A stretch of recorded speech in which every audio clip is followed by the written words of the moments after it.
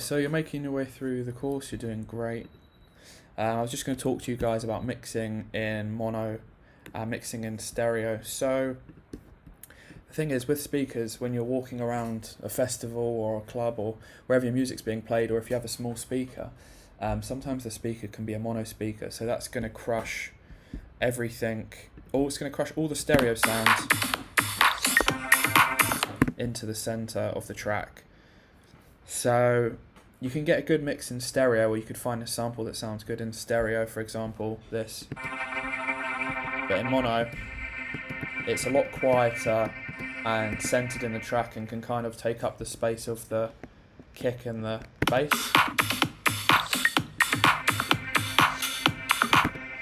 So what I like to do is in the mix down stage or throughout the track, I like to have a mono utility, so an audio effects utility mono, and I'll drag that onto the master track, the master channel of the track, and it's just going to mono the whole mix, and that's basically going to squeeze everything into mono. So that's going to help you with your mixing down when you want to pan things and how loud you want things to be, maybe EQing and processing. So I definitely recommend, if you want a really clean, crisp track, a clean master as well, mix down your track in mono. It's going to save you a lot of time, and make sure things like your bass and your kick are centered and things are panned nicely.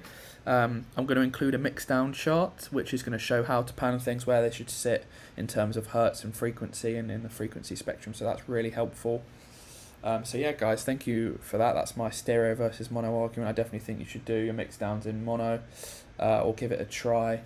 It's going to make things more challenging, but once you export in stereo, it's going to sound a lot better as a stereo mix, and everything's going to sound clean and crisp, and it's going to be a lot of clarity, which is what you want